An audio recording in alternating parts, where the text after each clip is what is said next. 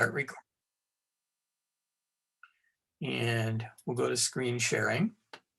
And so far we've been talking about two different types of chemistry. We started out and we talked about the elements and atoms and chemical reactions. What are the reactants? What are the products? And all this is really the types of things that you might study in a first-year chemistry class, either in high school or at the college level, either one. And it's sometimes called inorganic chemistry. Now, the other day we talked about the properties of carbon that make it important for the types of molecules that we find in living cells: proteins, carbohydrates, lipids, DNA. And we talked about functional groups. That's organic chemistry. Organic chemistry is the chemistry of carbon compounds. So inorganic chemistry, in at the beginning of a word means not. This is the chemistry of everything except carbon compounds. So remember, we talked about there's 118 elements. So the chemistry of 117 of them is inorganic chemistry. The chemistry of one of them, carbon, is organic chemistry. And this might seem unfair, but remember, we talked about the idea that carbon can make lots and lots of different chemical compounds. In fact, there are about as many carbon compounds as there are compounds based on the other elements combined. So in that sense, it's not really unfair to give carbon chemistry its own field. Now, everything that we talked about in our discussion of chemical reactions and atoms and molecules and compounds applies to biochemistry. And everything we discussed in organic chemistry also applies to biochemistry. The reason we talked about them was so that we had a foundation under our feet to look at biochemistry. And biochemistry is just the chemistry of living organisms.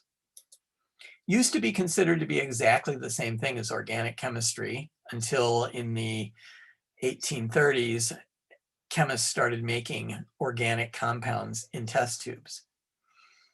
And then chemists realized you could have organic compounds that didn't directly come from living things. So that was really when biochemistry became the field that it is today, and organic chemistry separated from it.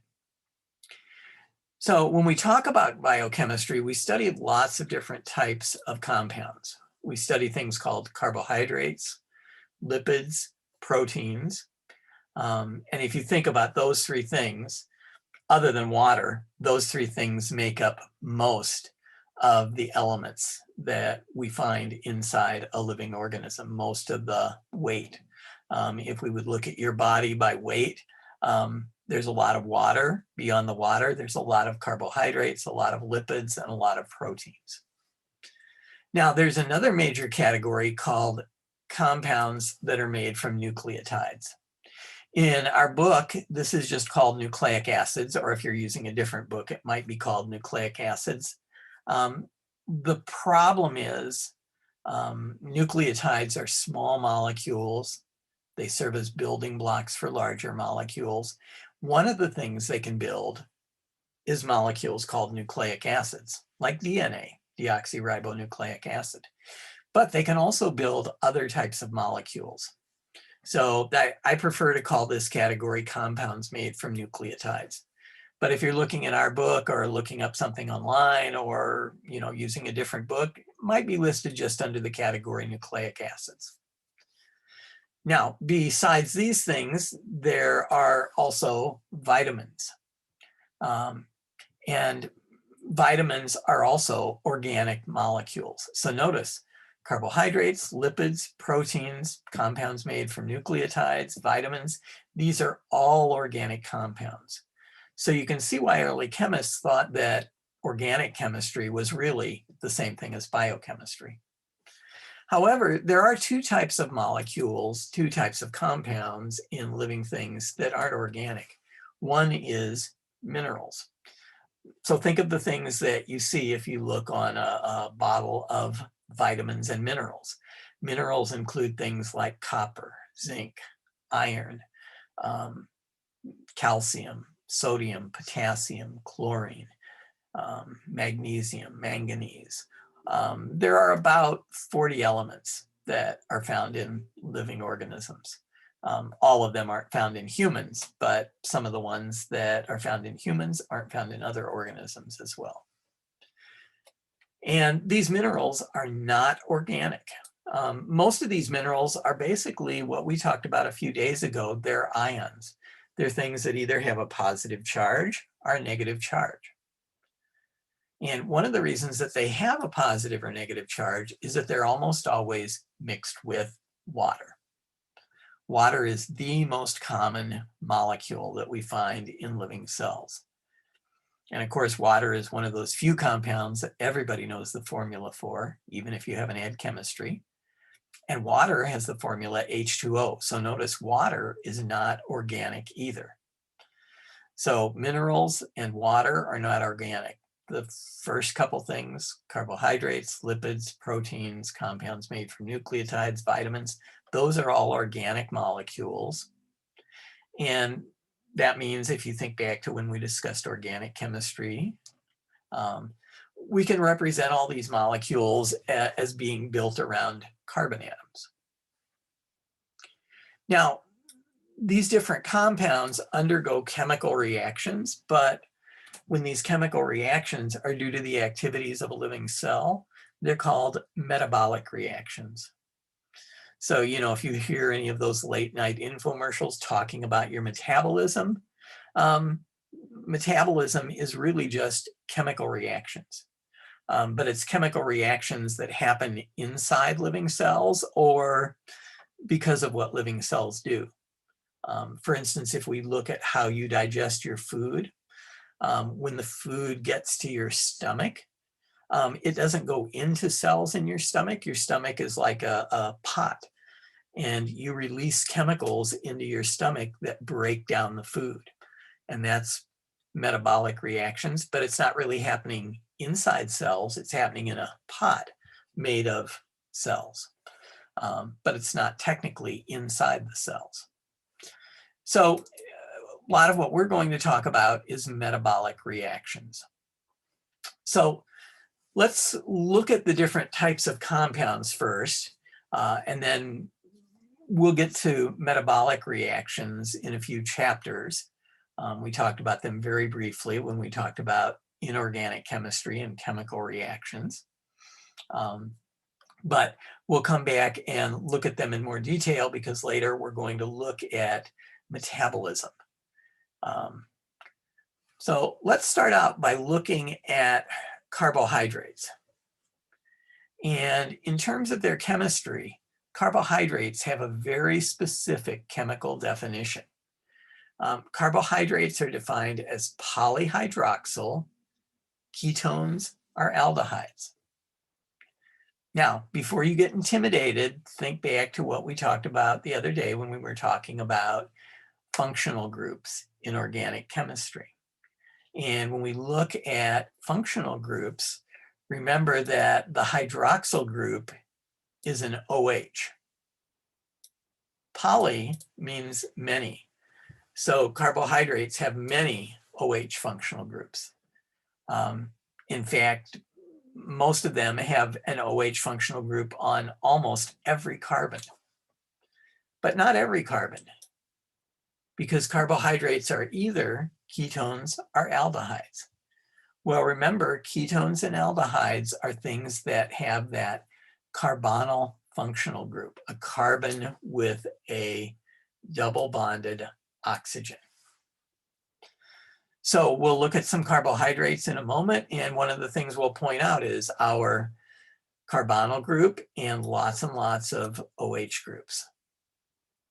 Another way to think about carbohydrates is really just to analyze the name.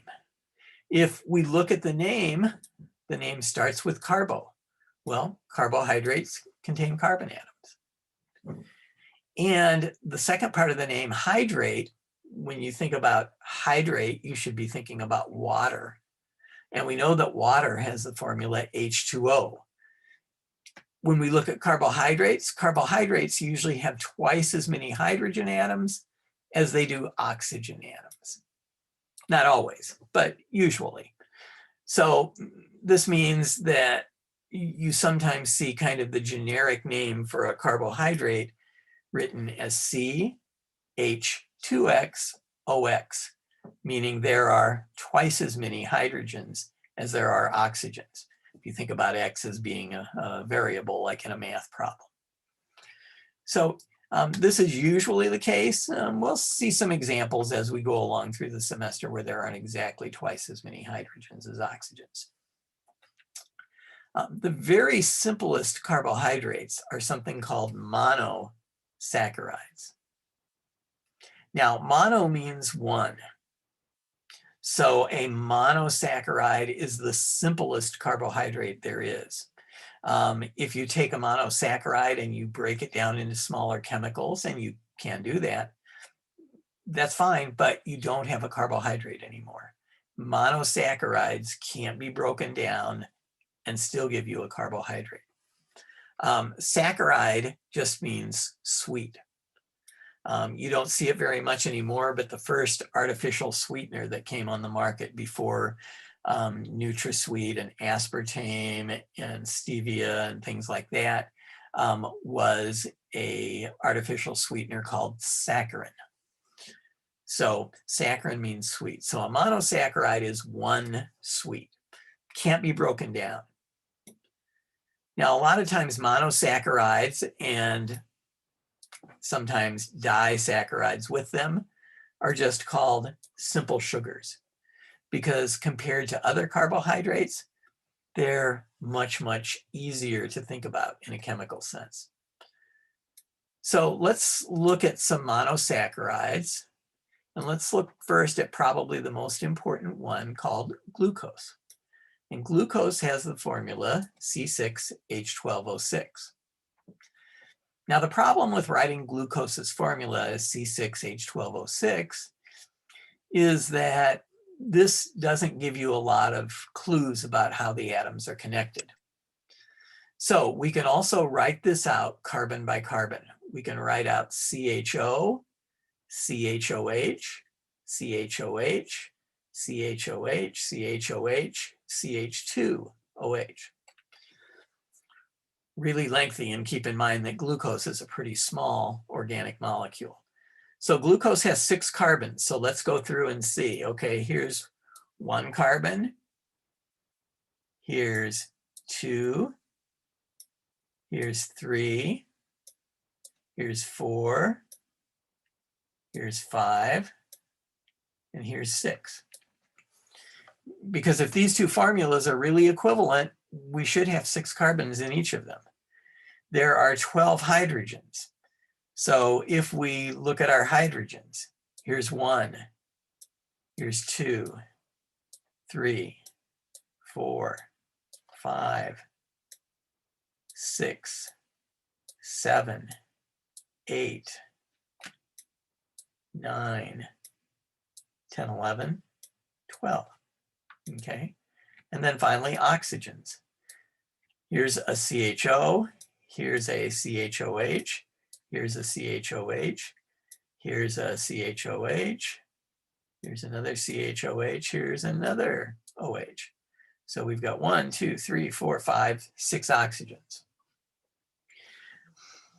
Now, there is one disadvantage of writing a molecule out like this. It does tell us how the atoms are connected. We'll see how to interpret this in just a moment. But notice that this gets really lengthy. And we'll see in a moment, you make a disaccharide by combining 2 monosaccharides. So this is 6 carbons long. Now we're going to have something 12 carbons long. That's going to be a really tremendously long formula. So there are some ways we can shorten this. So our first carbon has H and O written behind it. And then if you notice, we have CHOH, then we have another CHOH, then we have another CHOH, then we have a 4th CHOH. So what we can do is put CHOH in parentheses and put a 4 behind this. Now, notice this is kind of like in a math equation if you would see 4 times C plus 2 H's plus O. This 4 means when we look at how CHOH appears in the structure, we've got 4 carbons in a row that look exactly the same. Now notice the 4 only applies to what's in parentheses. It doesn't have any impact on this CHO here, or it doesn't have any impact on this CH2OH behind it. So this still tells us how the atoms are connected, how they're bonded together, but it does it in a much shorter format. And particularly as molecules get bigger, this is something that can be useful. So let's think about how we can interpret one of these formulas and draw a molecule of glucose. Well, to start out with, in almost all the molecules that we're going to be looking at, all the carbon atoms are connected to each other. So we have 6 carbons. So here's a carbon atom. We're going to bond it to a carbon atom directly below it. We're going to bond that second carbon atom to the third carbon atom to the fourth to the fifth, and finally, the 5th carbon atom to the 6th. Now remember, we said you could have single bonds or double bonds or triple bonds. We're going to start out and make all these bonds single bonds. We'll come back later and see about a double bond. Okay, now, when we look at the formula, everything that's written behind the first carbon, before we get to the second carbon, everything that's behind that first C is bonded to it. So there's an H and an O. Now, notice we're making this bond to the oxygen a double bond. So if you think about it, we've said that we know carbon needs 4 bonds. So carbon already has 1 bond to the carbon underneath it. Hydrogen only gets 1 bond ever. So here's a second one. And carbon needs 4 bonds and oxygen needs 2. So since all we have is an H and an O on here, how can we get 4 bonds for our carbon atom, 2 for our oxygen? We can make a double bond between them. Now, if you didn't do this at the very beginning when you were drawing the molecule, when you came back at the end, if you counted bonds, if you just made this a single bond originally, you would see that your carbon atom only has 3 bonds and your oxygen atom only has 1 bond. And whenever you have 2 atoms next to each other and they both need another bond, the way that you're going to solve that problem is by making a double bond between them. Okay, the second carbon is an H and an OH. So here's a hydrogen bonded to our carbon, and here's that OH, that hydroxyl group. Notice one of the clues that we give ourselves when we're writing organic molecules is notice that this hydrogen is written directly behind the carbon. This hydrogen is written behind the oxygen. Hydrogen atoms are usually written right behind whatever they're bonded to. So we have 1 hydrogen directly bonded to the carbon. Okay, there it is. We have another hydrogen bonded to the oxygen. They don't show the bond to the hydrogen, but they show the bond from the carbon going to oxygen. We know that oxygen needs 2 bonds. So this oxygen has 1 bond to carbon and then another bond to this hydrogen. Now notice the 3rd carbon in our chain looks the same, CHOH. And then the 4th carbon looks the same, CHOH. And then the 5th carbon looks the same, CHOH. Now notice in some cases the hydrogen atom is written on the left and the hydroxyl group, the OH, is written on the right. In other cases, it's the reverse. Remember when we talked about carbon compounds, we talked about the fact that they can make mirror images. They can make chiral molecules. Well, in this case, this OH group is on the right, but on the 3rd carbon, the OH group is on the left. We're not going to get into all the details about this, and you wouldn't be able to figure this out from looking at this formula. You would have to know a little bit more that's beyond what we're going to talk about. If you take organic chemistry, you'll learn this. In some fields, like if you're studying pharmacy, this is crucial because in some cases, pharmaceutical drugs are one mirror image of the molecule, and the other mirror image is either poisonous or doesn't do anything. So this is really crucial. Now notice the last carbon atom is a little bit different. It has CH2OH, so there are two hydrogens written directly behind the carbon. So if we look at this bottom carbon, there are two H's, and then here's an OH group again.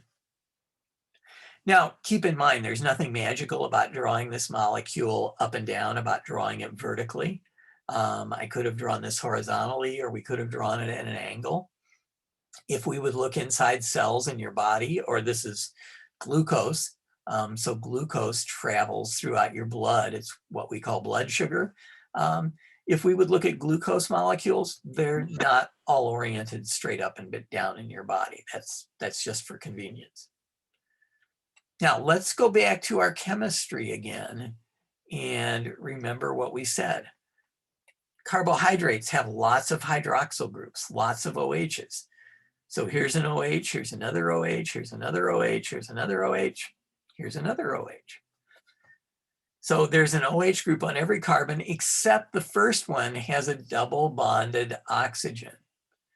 So remember, we said they also have a carbonyl group, and a carbonyl group is a carbon with a double bonded oxygen. Now, if this double bonded oxygen is on a carbon at the end of a chain, the first carbon, or if it would have been on the last carbon, then this is an aldehyde. If it's on one of the carbons in the middle, then it's a ketone. So we're going to interpret the formula, draw the molecule. And the reason that glucose is blood sugar is glucose is used to transport energy around your body from one part to the other. And glucose basically floats along in your blood. Now, if we look at glucose, once it gets into cells, it's not actually used directly for energy. Instead, the glucose is used as a fuel. And then when you burn this glucose, when you oxidize it in a chemical reaction, this gives you the energy to rebuild ATP molecules.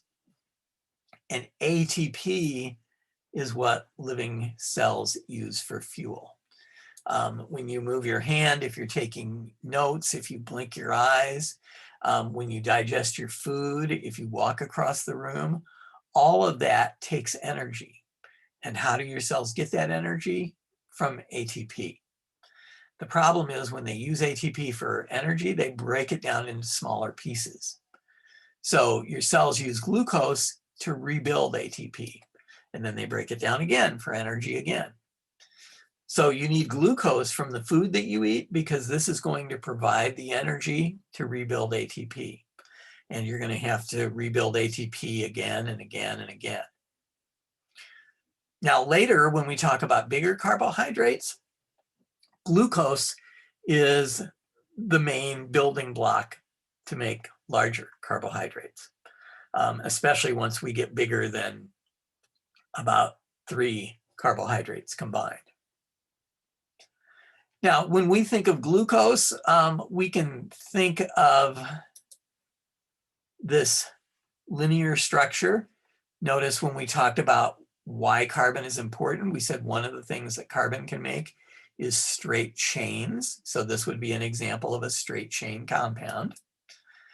But inside a living cell, one of the carbon atoms actually loses its OH group.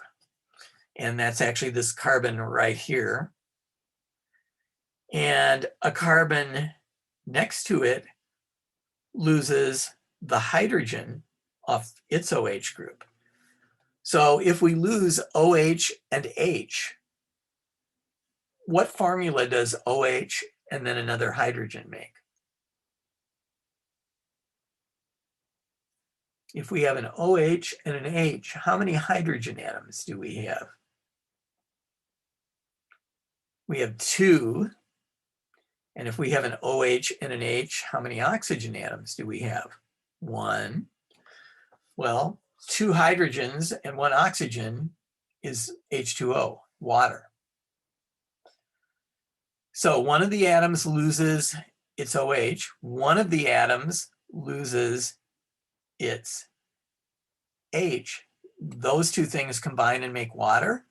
But when carbon loses its OH or loses its H, now it's missing a bond. So since it's missing a bond, what do? We connect, and this forms another example of what carbon can do. Remember when we talked about why carbon is important for living cells, for the molecules? We said carbon could make straight chains, branch chains, or this would be an example of something called a ring or a cyclic compound, because all the atoms are connected. It's not a perfect circle. This is more like a hexagon shape, but it's still called a cyclic compound. So most of the time inside a cell, glucose would actually be in this format, or when we see it floating in your blood, because this is what happens when glucose is in an environment where there's water. Now, two other monosaccharides that are very similar to glucose are fructose and galactose. Fructose, you might guess, is found in a lot of plants. Galactose is found in milk. It's part of lactose. These are monosaccharides, and they have the exact same molecular formula as glucose, C6H12O6. And since they have the same formula, but they're not the same molecule, because all the atoms are bonded together differently. So glucose and fructose and galactose are examples of isomers. Remember when we talked about properties of carbon that were important the other day, we said that one of the properties of carbon that makes it important is that it can make isomers. And isomers are molecules that have the same molecular formula, but the atoms are bonded together differently. So let's look at glucose and galactose and fructose. So let's think about comparing glucose and galactose first. If you look at these drawings of glucose and galactose and you go down the line carbon by carbon, they're exactly the same until you get to this fourth carbon. And then in glucose, the hydrogen is on the left side, the OH is on the right side. In galactose, that's flip-flopped. Now, notice these molecules aren't exact mirror images of each other. If you think about putting a mirror vertically between glucose and galactose, if we look at, for instance, our second carbon, the OH would have to be on the left and the H on the right. So these aren't mirror images of each other, but they are isomers. They have the same molecular formula, but the atoms are bonded together, in this case, slightly differently, and very slightly, because it's really just a matter of their three-dimensional shape on one carbon out of 6. Now, if we look at fructose, fructose is a little bit different. Notice in fructose, the OH is on the right side, the H is on the left side if we look at the fourth carbon, just like glucose, but the carbon with the double bonded oxygen is the second carbon, not the first carbon. So in a sense, this double bonded O has switched places with this H and OH. Those have moved to the last carbon. The double bonded O is on the second carbon. So fructose is a little bit different. Now, these might seem like trivial differences to you, but keep in mind that fructose actually tastes sweeter than either glucose or galactose does. Glucose tastes sweeter than galactose does. So what does that mean? Well, one of the things it means is that fructose has been used as a sweetener in a lot of food products. Many companies are trying to remove it now because consumers have figured out that fructose is just a fancy name for sugar. But you can disguise fructose, because one of the main places that they get fructose from in foods is corn, and corn sounds kind of healthy. So you can put corn syrup in your food. corn syrup is just sugar water. It's fructose in water. You can put high fructose corn syrup in your food.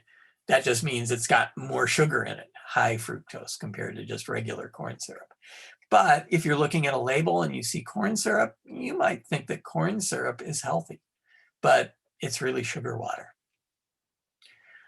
Some other monosaccharides that we'll talk about during the semester include ribose. Notice that ribose has the formula C5H10O5.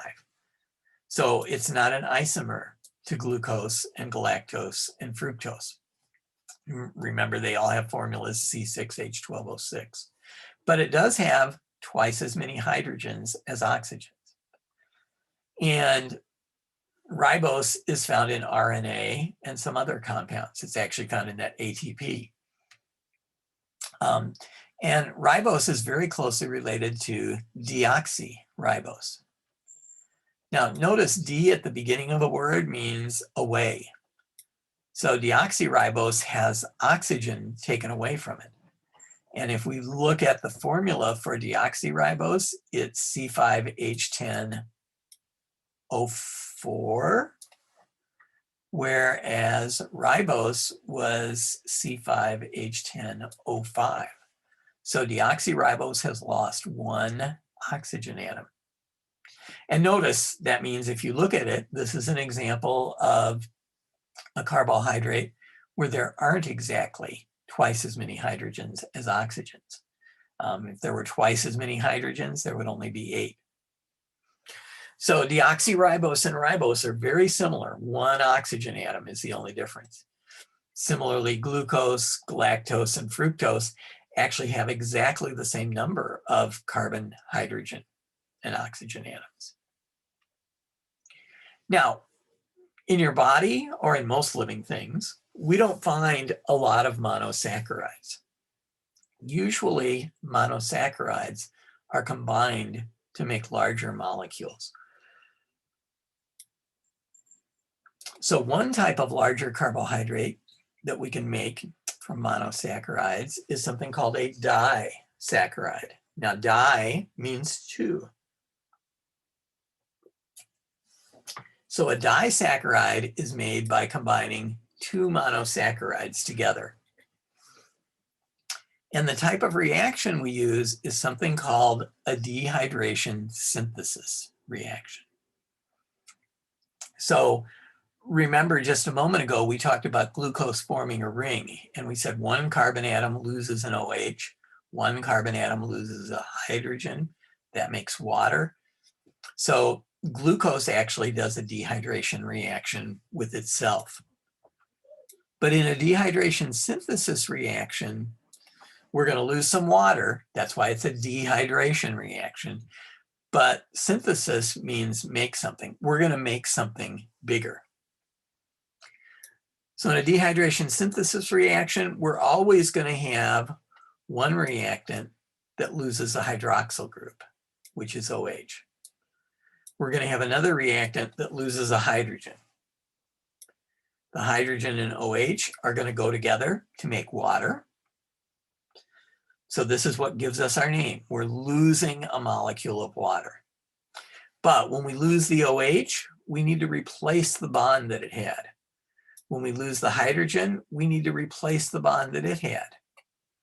So we're going to make a connection between these two places where we're missing bonds. And this is what gives us a disaccharide. So let's look at a disaccharide.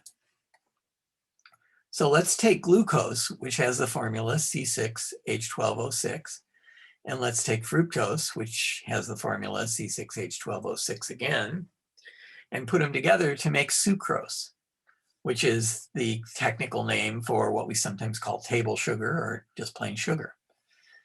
But since this is a dehydration synthesis reaction, we're also going to make water. So remember the rules that we said, the number of atoms that we have for every element in the reactants have to be the same as the number of atoms for every element in the products. So let's think about carbon first. So we've got 6 carbons in the reactants. We've got 6 carbons in the products, 6 carbons in the glucose in the reactant, sorry, 6 in the fructose, and we've got 12 in the products. Okay, so 12 in the reactants, 12 in the products. We've got 12 hydrogens in our glucose in the reactants. We've got 12 hydrogens in our fructose, so 24 total in the reactants. We've only got 22 in sucrose, but that's because we lost 2 hydrogen atoms in our water. So we've got 24 in both sides. We've got 6 oxygen atoms in the reactants in glucose, 6 in fructose, and we've got 11 in sucrose and 1 in our water. So we have 12 in the reactants, 12 in the products. Now, we can build some other monosaccharides as well. Notice that we can take a glucose molecule and another glucose molecule, and we get a disaccharide called mannose, and a water molecule, because this is still a dehydration synthesis. Or we can take glucose and galactose, and we can combine them to make lactose, which is sometimes called milk sugar. And notice if we would write out the formulas, all of these would look exactly like our first equation. Why? Because glucose and fructose and galactose are all isomers. And if you think about it, sucrose and mannose and lactose, these things are all isomers also, because they all have the same formula, C12H22O11, but the atoms are bonded together slightly differently. So let's think visually about what happens when we do a dehydration synthesis. So here's a monosaccharide. Remember that each of these points represents a carbon atom. So this would have 6 carbons, this would have 6 carbons. And we're going to lose an OH from one of these carbons, one of the reactants. We're going to lose an H from the other one. So here's our OH and our H. They make H2O, water. So what happens to this water? Well, if the cell that's doing this dehydration synthesis is dehydrated, it will save the water and use it. If it's not, if you're looking at a person, if your cell isn't dehydrated, it puts the water into your blood. And eventually you either eliminate that water through your urine or through your sweat. You get rid of it if it's excess. If you need it, then you hold on to it. So notice our product, our disaccharide, when we lose this OH and H, we've got this oxygen here, but oxygen needs 2 bonds. So oxygen has 1 bond to the carbon in the ring on the right. We're going to connect it to the carbon in the ring on the left that lost its OH. Because that carbon in the ring on the left that lost its OH, it needs a bond to replace that bond it had to oxygen. And notice we can take a disaccharide and we can make it into a trisaccharide. We can do another dehydration reaction. So we could lose the OH here, and then we could add another monosaccharide over here and lose an H. Notice every time we add another monosaccharide, we lose another molecule of water. So when we have 2 monosaccharides put together in a disaccharide, we've lost 1 molecule of water. If we had 8 monosaccharides combined, we would have lost 7 molecules of water. We lose 1 for the first 2, and then we lose 1 every time after that. So here, where we have 4 monosaccharides put together, we would have lost 3 molecules of water. Hey, can you go to the refrigerator and get me those steaks? Kim, do you have a question?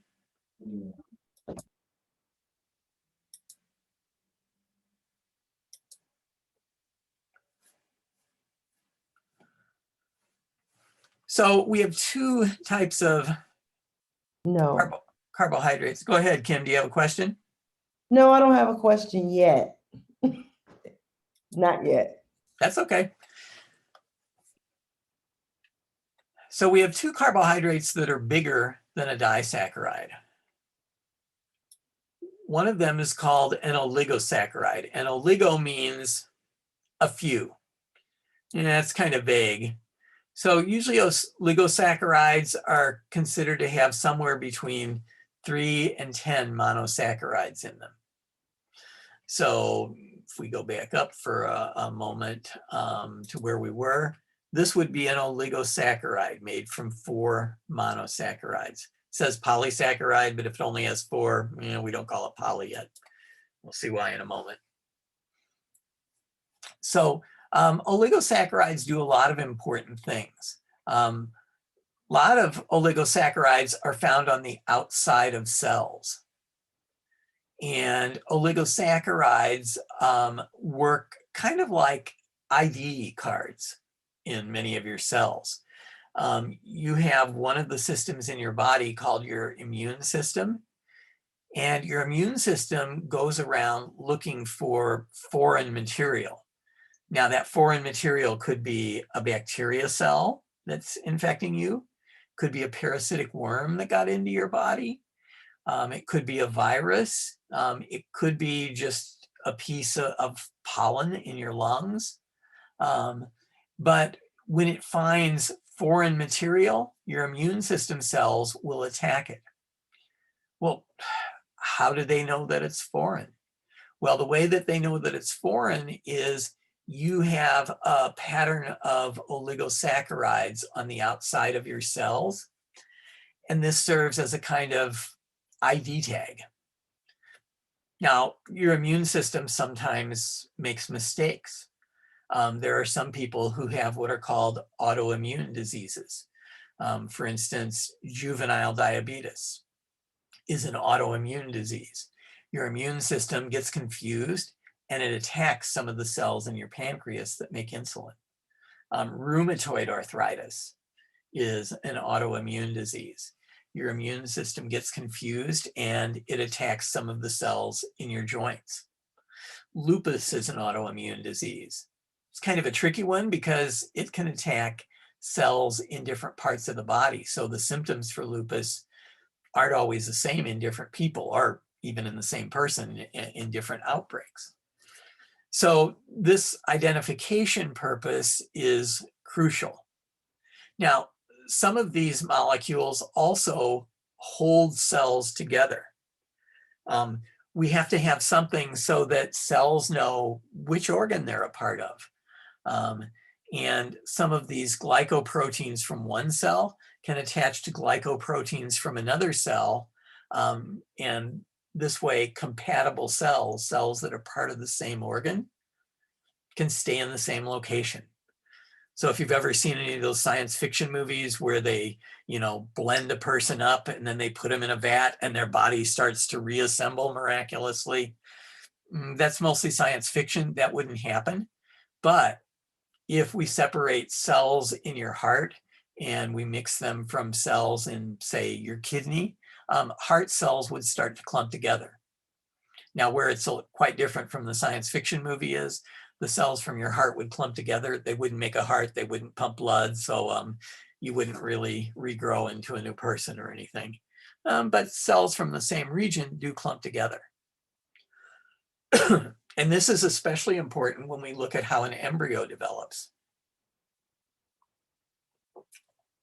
Because after the sperm fertilizes the egg, the embryo in animals like people is just a big ball of cells. But to go from a big round ball of cells into, the form of a human body, cells have to move to different locations to form the organs. How do the cells know where they go and which cells they follow?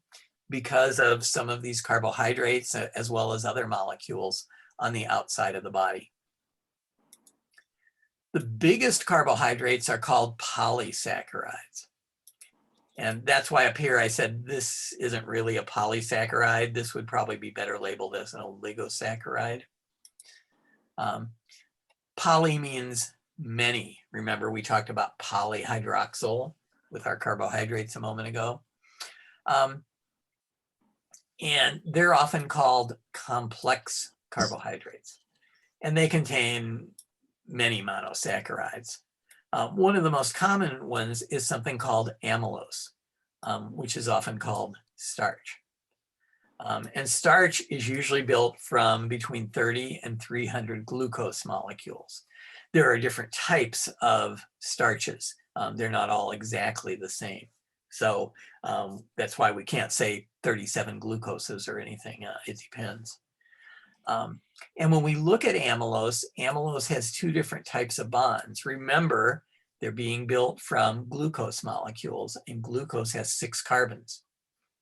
So there are some bonds between the first carbon on one glucose and the 4th carbon on the glucose next door. And this makes long chains of glucose. But there are also branches, and the branches are made between the first carbon on one chain and the 6th carbon on a glucose of a different chain. So starch has this kind of branching pattern, and starch is used to store energy. We often think of starch as being found in plants like potatoes or carrots, but actually a lot of animals store energy as starch too. Mammals don't. We're mammals, so we don't, but a lot of animals like insects do. When you eat insects, you're eating amylose, you're eating starch. That's where some of the calories come from. Mammals store energy as a polysaccharide called glycogen. And it's very similar to starch. It has a similar number of glucose molecules. And notice that starch usually has 30 to 300 glucose molecules, but can contain more. Some forms of starch actually contain up to about 3,000 glucose molecules bonded together. So glycogen is very similar to starch. It's used to store energy, but it's not found in plants. Animals like us store glycogen in our liver and in our skeletal muscles. Now, our skeletal muscles are not very sharing in terms of their glycogen. So if your blood sugar levels start to drop, skeletal muscle cells hold on to their glycogen. They don't share it with the rest of your body. When people train for a marathon, one of the things they're actually doing is they're training their body to store more glycogen so that they can keep up whatever their pace is for a longer time and distance. However, the glycogen that's in the liver starts breaking it down. So you've got something with maybe, say, 30 glucose molecules. You chop off a glucose, it gets put into your blood, and then it can circulate to cells that need glucose. It chops off the 29th glucose, puts it into your blood, 28th glucose. So it breaks it down glucose by glucose and releases those into your blood to help keep your blood sugar levels stable. So glycogen and starch are similar in the sense that they're both used to store energy. The third type of polysaccharide is very different. This is a polysaccharide called cellulose. And it's believed that cellulose is the most abundant organic molecule in living organisms. That means there's more cellulose than anything else. Even though cellulose is not found in mammals, not found in creatures like ourselves, or any other animals.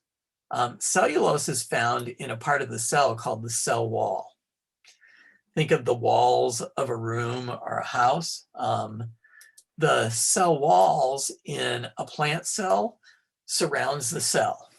Now keep in mind, plants, each individual plant is made from, depending on its size, somewhere between thousands of cells, maybe billions of cells or trillions of cells. If you think about wood, wood is almost completely cellulose.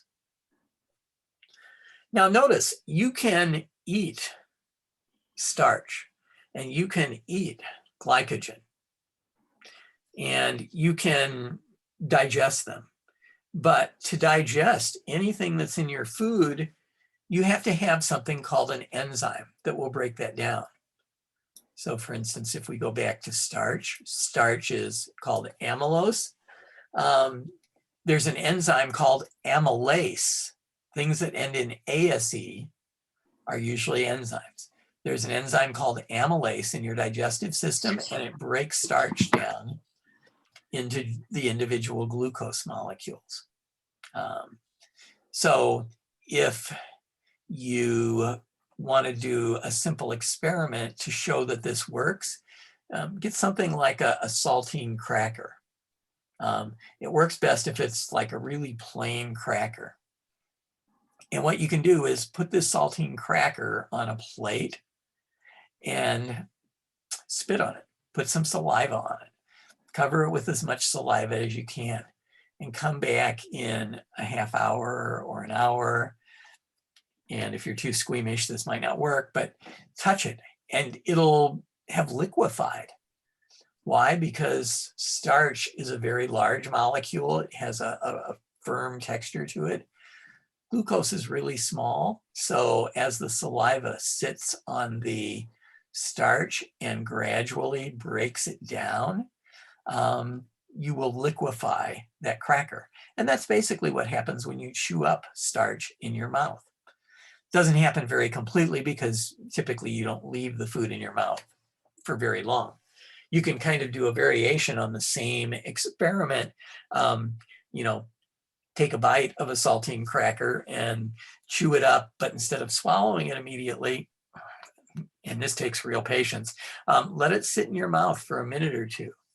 And you'll notice that it starts to liquefy. And also, if it doesn't have a lot of salt on it, you can sometimes feel it. You can sometimes taste it starting to get sweeter because glucose tastes sweeter than starch does. So as you break that glucose down, you can taste the increasing sweetness. However, to digest cellulose, you need an enzyme called cellulase. There are no animals that make cellulase. So this means that animals can't digest cellulose. So when you eat plant material, since you can't digest cellulose, this provides fiber in your diet. This provides bulk to your feces. Now, I have a question for you. Okay, you know, we all know we're supposed to eat our vegetables and our fruits. If you think about what I just said, every cell in the plant is surrounded by a cell wall. The cell wall is made of cellulose along with some other materials. You can't break down the cellulose. All the nutrients, all the vitamins, all the things that are good for you are inside those cell walls.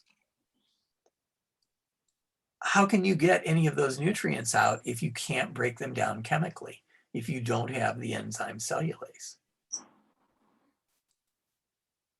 Cellulase is part of what's called chemical digestion. Does anybody know what the other kind of branch of digestion is besides chemical digestion?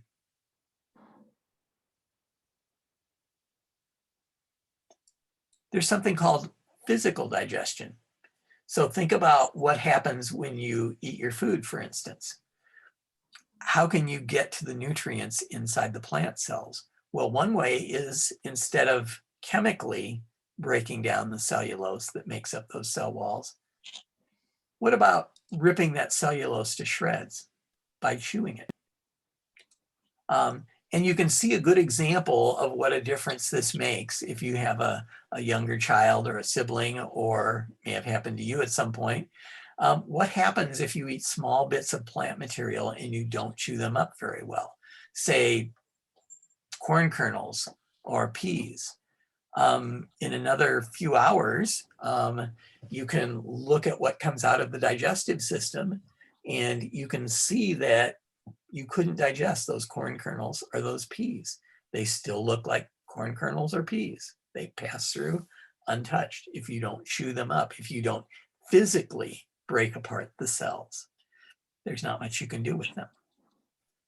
Now, what about animals like termites or cows? How do cows eat grass? How do termites eat wood? Well, the key is they have bacteria in their digestive system, and these bacteria can make the enzyme cellulase. So really the bacteria do all the work for them. So when a termite eats wood without these bacteria, the termite would not be able to get any nutrients from that wood. It's only able to extract nutrients from it because the bacteria take the cellulose, break it down into glucose, and then the termite can get some nutrition from that glucose. But notice that all these polysaccharides, whether we're talking about amylose, whether we're talking about glycogen, or whether we're talking about cellulose, these are all made from glucose. When we look at polysaccharides, there's no fructose in them, there's no galactose in them, there's no ribose or deoxyribose. So if we look at oligosaccharides, there are a few of them that contain galactose or fructose, but when we get to polysaccharides, glucose is the whole story. Now, why is the chemistry of amylose compared to the chemistry of glycogen compared to the chemistry of cellulose different? Because the glucose molecules are bonded together differently. Remember, glucose has 6 carbon atoms. So when we talked about amylose, we said depending on which carbon atoms the bonds formed between, we either lengthened a straight chain or we got a branch. The same thing is true if we have different types of bond, amylose, we get glycogen. Or instead of either of those, we get cellulose. Now, one of the things to notice, we said if something ends in ASE, this is a hint that it's an enzyme. And enzymes control all the metabolic reactions that happen in cells. But notice carbohydrates tend to end in OSE. If you see an OSE ending, it's probably a carbohydrate. Now notice there's always one party pooper. In this case, it's glycogen. It's a carbohydrate, but it doesn't end in OSE. But all the other carbohydrates that we talked about, glucose, fructose, galactose, sucrose, mannose, lactose, all of them end in OSE. So, you know, if you see that OSE ending, you're looking at a carbohydrate. But there are a few weird carbohydrates like glycogen that don't end in OSE. So keep that in mind. Now, let's look at the reverse of a dehydration synthesis. In a dehydration synthesis, we're going to take away water, and then we're going to connect where we lost the OH and the H, and we're going to make a larger molecule. And since we lose water, that's why it's a dehydration synthesis.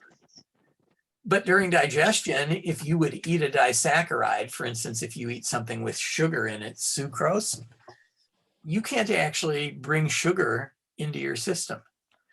You have to take disaccharides and break them down into monosaccharides. You also have to take oligosaccharides and polysaccharides and break them down into monosaccharides to bring them into your system.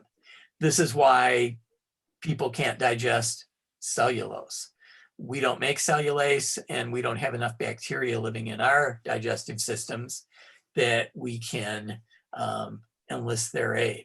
We do have some bacteria in our digestive systems, but we don't have the type that digests cellulose. So during digestion, but also during some other processes that occur in the body, we sometimes have to take a large molecule like a disaccharide and break it down into smaller components. So let's look at how we do that. And this is done in something called a hydrolysis reaction, where we take a big molecule and we break it down into smaller ones. And notice that the reason that we're spending so much time on dehydration synthesis reactions is because when living organisms make bigger molecules, it's almost always by dehydration synthesis reactions. And when living organisms take big molecules and break them down into smaller ones, almost always by a hydrolysis reaction.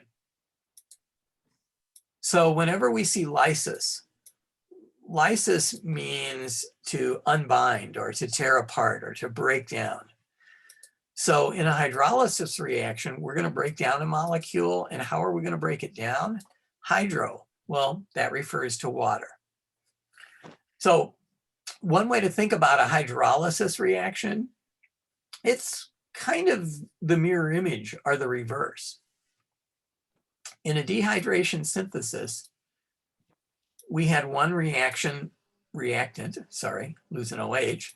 The second reactant lost an H. We made water and then we connected. In a hydrolysis reaction, we're going to put the OH back where it came off. We're going to put the H back where it came off, and we're going to separate our reactants. So let's look at an example of this. So let's look first at our dehydration synthesis. So here we have a reactant losing a hydrogen and an OH. So here's our hydrogen and our OH making water. We connect our two monosaccharides through this oxygen because this oxygen needs another bond. So we're going to connect it to this carbon that lost its OH group. So suppose we want to break this down. What we're going to do is we're going to add water to this, and we're going to break the connection from this oxygen to this second ring. We're going to put the hydrogen back where it came off. Notice the hydrogen's in the same location. We're going to put the OH back where it came off. Notice it's in the same location. So we're essentially going to do the reverse of what we did before. Now, notice that there is a potential problem with either of these reactions. We mentioned that you can't digest cellulose because you don't make cellulase. The same is true if we go back here. You can't make sucrose. You don't have the enzyme to build sucrose. Every chemical reaction has an enzyme. You don't have that enzyme. There are some plants that do, called sugarcane and sugar beets. They can make sugar. You can't make sugar. We could give you some glucose and some fructose in your diet. You couldn't combine them to make sucrose. Now, the same thing is true here. If I feed you some sugar, remember what I said earlier, you have to break carbohydrates down into monosaccharides to be able to digest them. If I feed you some sugar, you can carry out this reaction. You can add the hydrogen atom back where it came from originally. You could add the OH back where it came from. Because to do this, you need an enzyme called sucrase. Remember what we said, ASE is an enzyme. Almost everybody makes sucrase. There's a few people who don't, but it's pretty rare. We could give you mannose. And if we give you mannose, oops, I'll find my carbohydrates eventually. If I give you mannose, you could do this reaction. You need an enzyme called mannase. But a good example of what can happen when you don't make an enzyme is if I give you a disaccharide called lactose. Now, to digest lactose, you have to do this same type of reaction. You have to put the hydrogen back on one of the parts of the monosaccharide. You have to put the OH back on the other part monosaccharide. One of these is going to be glucose. One of these is going to be galactose. But you need an enzyme called lactase to do this. So if you don't make enough lactase, or if the lactase that you make doesn't work particularly well, then you have something that we refer to as lactose intolerance. You can't digest lactose. Well, here's the problem if you're lactose intolerant. That means if this is your lactose, you can't break it down to glucose and galactose. You can't digest it. Well, most of your digestion and the digestion of lactose definitely occurs in your small intestine. So if you can't digest particles of your food, it doesn't stay in your small intestine. It flows down your body and eventually goes into the next part of the digestive system. Does anyone know what's after the small intestine?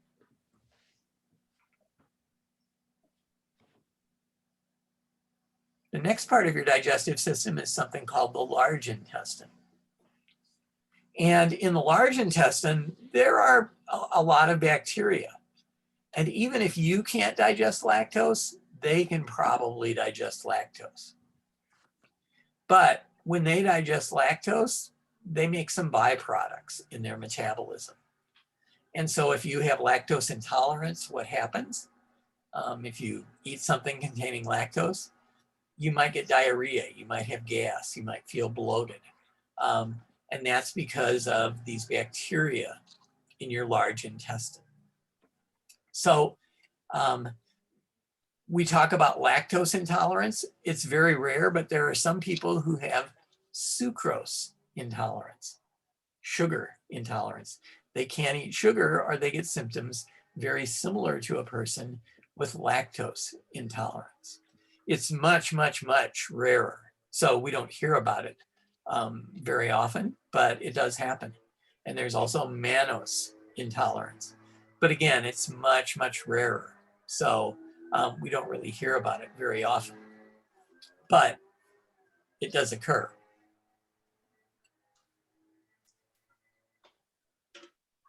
Okay, we're going to stop here for today. Are there any questions about carbohydrates before we leave them?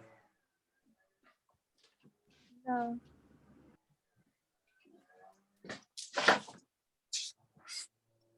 There's a lot of stuff I don't understand, but I'm gonna just study it. Yeah, check it over, and like usual, we'll start out tomorrow and see if you have any questions, or if we need to, we'll schedule an individual meeting. And the other thing is, I would recommend, I'm sure you all know there's a million things on YouTube.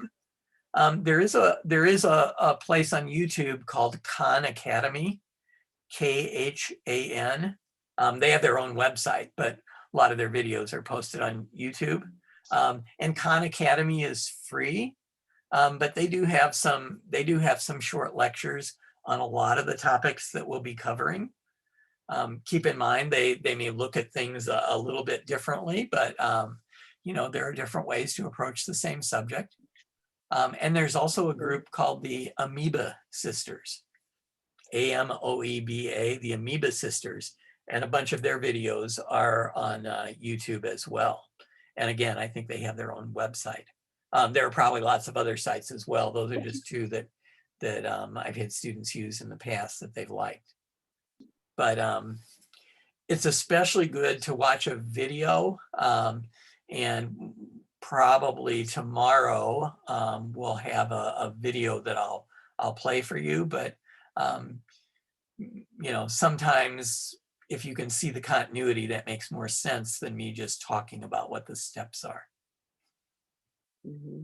Any other questions? No. Okay, if not, I'll leave this screen, and I will let you go ahead and leave for the day. Tomorrow we'll continue talking, and we'll talk about lipids and probably proteins.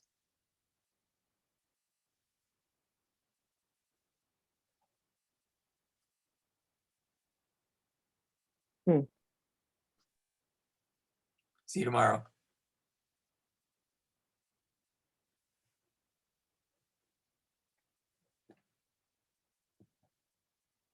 Did you figure out what the problem was, Trinity?